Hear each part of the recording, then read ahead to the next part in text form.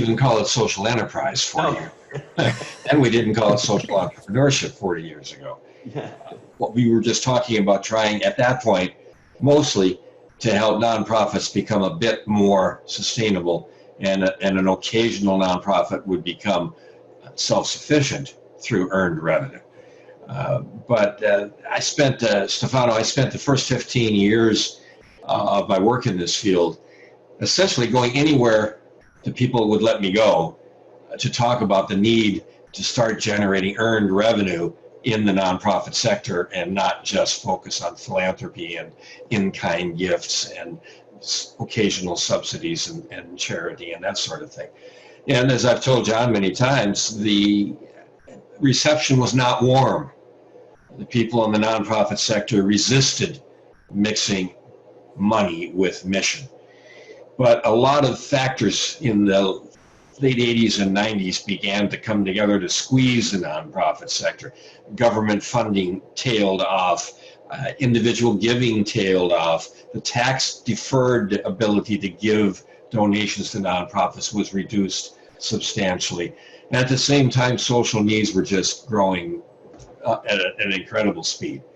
So by the late 90s, people started coming to my seminars, my workshops, my, hey, come here and listen to me, to find out how they could do this rather than whether they should do this. And that was a major shift.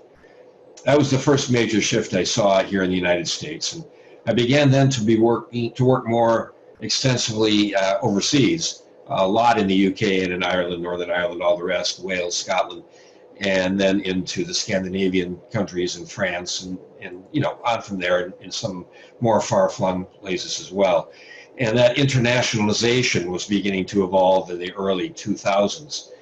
The Skull World Forum, the first one was in 2004, and things began to expand.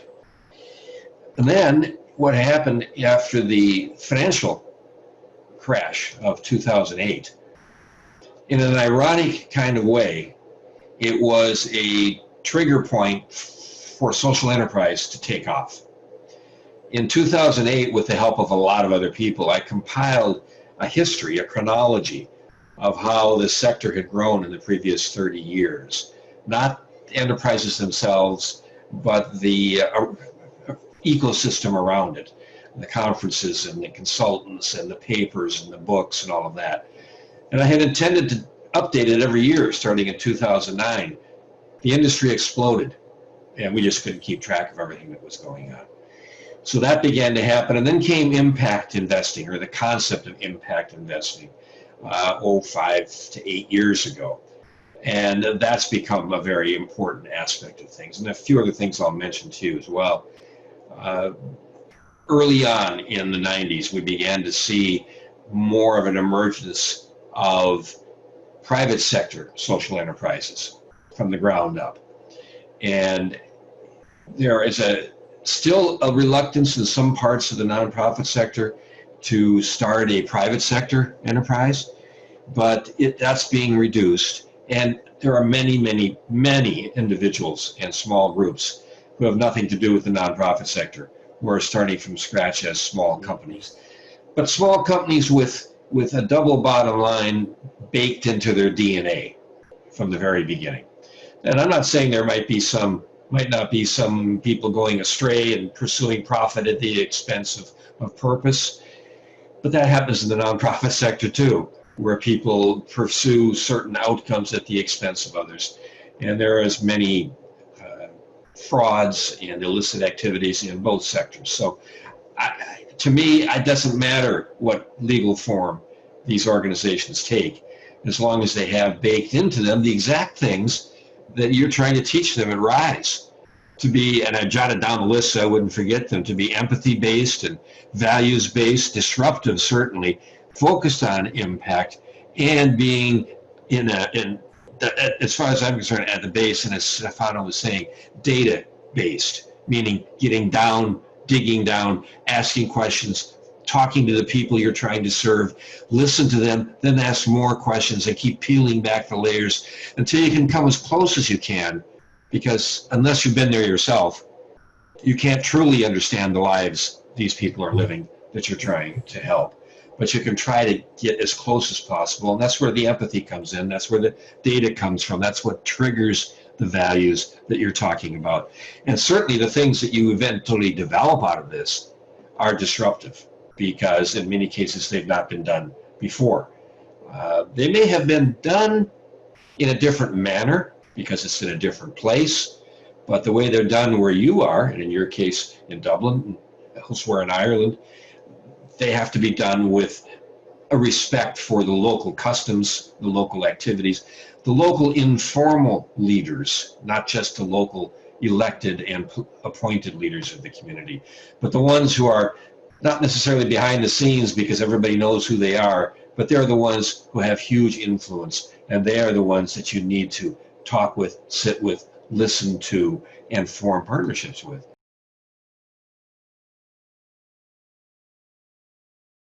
I think a lot of what's been happening in the U.S. is a proliferation of very small enterprises beginning to emerge. I think also there's been an understanding that the private sector social enterprise is legitimate and needs to be pursued aggressively.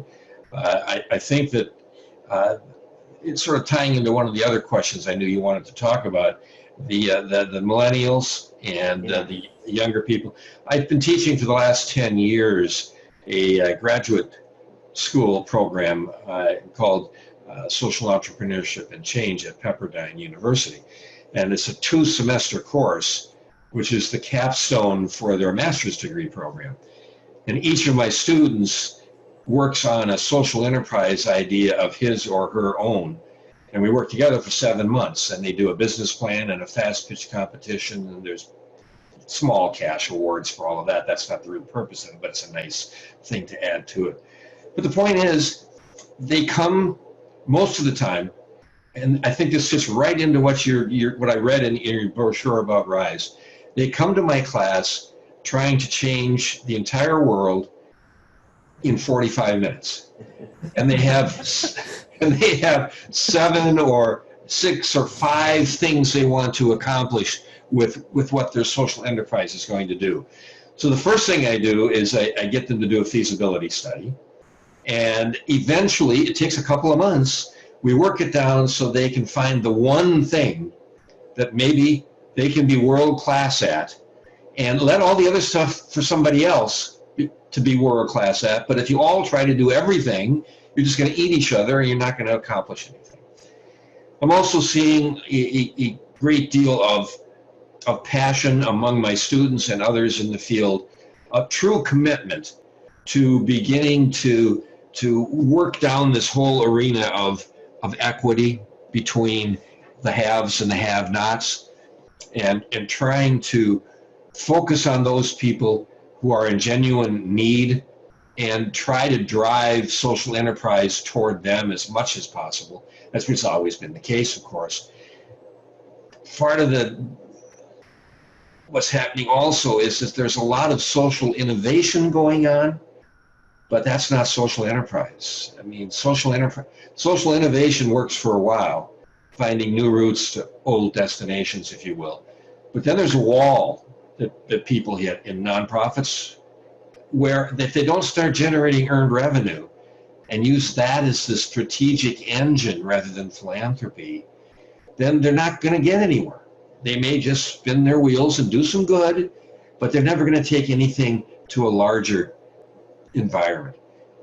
Which brings me to another thought. I have a good friend there who's one of the leaders in the field here in the United States, Suzanne Smith.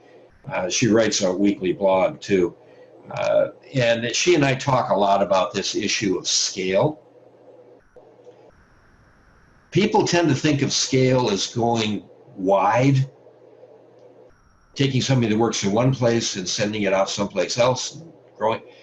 That's fine, but Suzanne and I agree that what scale should really be about is to go deeper into your local community. If you find something that's working that helps 100 people, then sit down with those 100 people, find out why it's working, how to make it better, and then go further into the local community, in the local surroundings, and help 200 people, and then 300 people, and then 1,000 people. In other words, digging down into your local environment.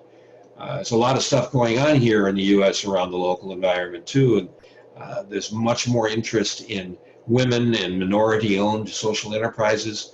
Women particularly are CEOs and board members of more and more companies. So the United States is as you've noticed by the coronavirus response here in the United States, which is fragmented, people fighting with each other, governors, the president, everybody else. The United States hasn't necessarily got its act together around social enterprise either. It's been, the people of the Social Enterprise Alliance have been working very hard to continue supporting the field. And they've been doing a wonderful job. But there's a lot going on outside the orbit of what those of us who've been in the field are really familiar with right now. A lot of really exciting stuff that then suddenly pops up.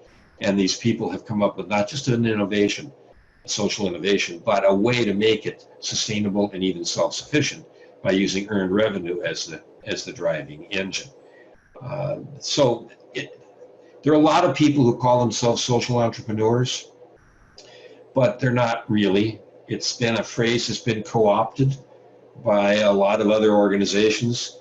I'm not going to go into details about all of that, but it's annoying because, John, if you say how things changed since 2011, or I think how things have changed since, 1982, when I started doing some of this stuff,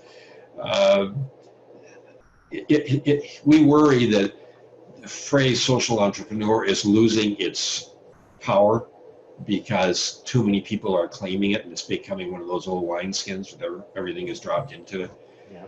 So that's why I always focus on social enterprise per se, which means you need to go out there and find a way to generate earned revenue to support your social mission.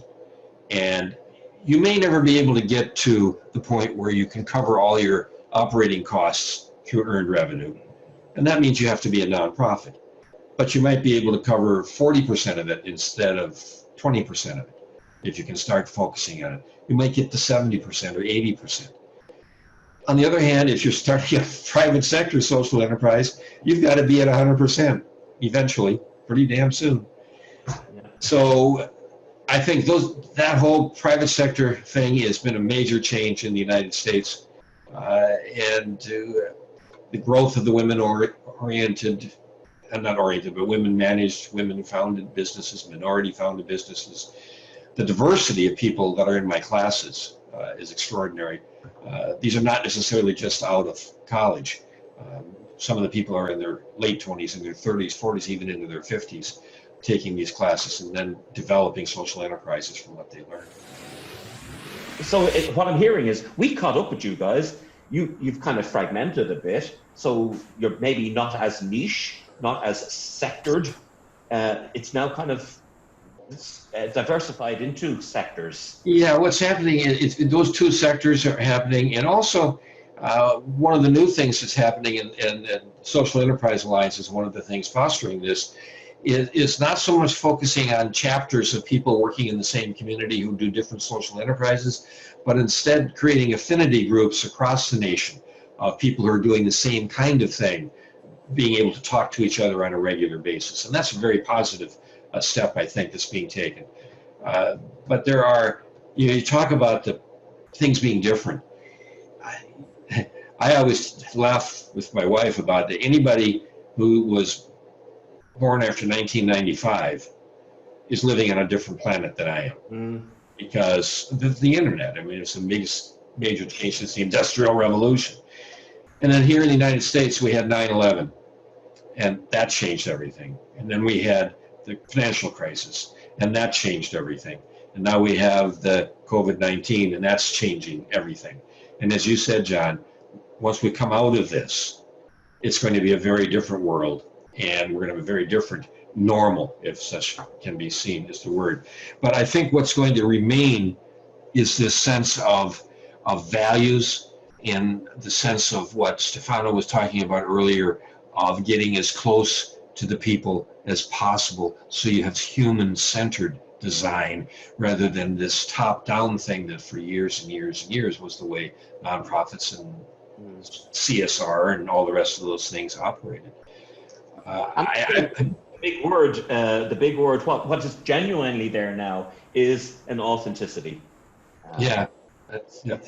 It's It's an authenticity. I think that I can't tell you how rejuvenated I have been every year when I meet my next class, yeah, and how they may know nothing about, most of them know nothing about business because we're out of the Graduate School of Education and Psychology, not out of the business school. And most of these students never took a business class. A few of them have worked in nonprofits, a couple have worked in businesses. But their desire, their empathy for the reasons why they've joined our program at Pepperdine and the reasons why they want to start these businesses, it just is so uplifting and makes me feel that, yes, this industry, if you want to call it that, is alive and well and different than it was when I first got into it. And that's great. I mean, I've always said that I had no idea where this was going to go. I'd always have worked way upstream just to try to goose people along and say, hey, do this, try this. And as I always say to my students many times, but always in my final talk with them at the end of the year, don't quit until the miracle happens. Because something you do, whether you stick with social enterprise or wind up working in a foundation or wind up being a private sector exec who sits on boards of nonprofits or whatever role you take in the future, if you understand the principles and the values of social enterprise, especially the authenticity to which you referred, you are going to make a difference in the world, and it's going to be tied to your passion for social justice. The whole movement of social justice underpins, I think, everything that goes on in social enterprise. And to the people in your part of the world, what I say is just go for it with everything you've got, and whatever adventures are awaiting you, I'll be cheering for every one of you as you go through that process.